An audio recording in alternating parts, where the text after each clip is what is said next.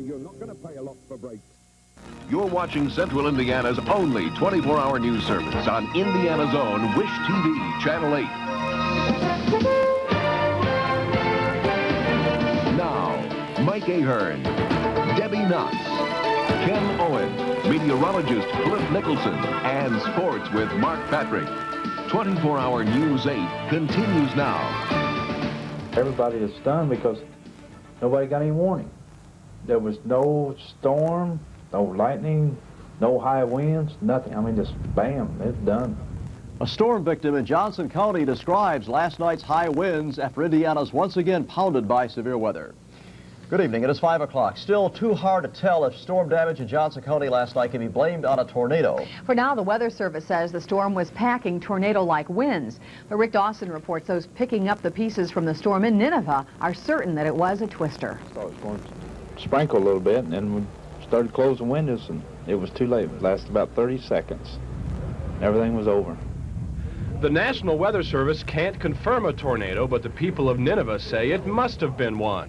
I think it was. I heard a whistle. The wind started blowing real hard and a real loud noise. By the time I got the last window shut, it was over.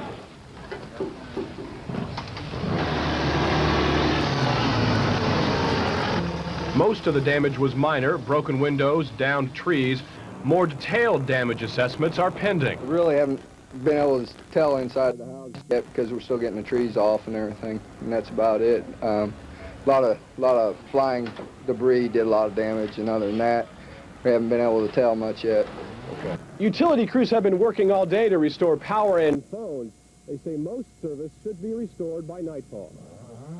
Down the road in Edinburgh, the story is much.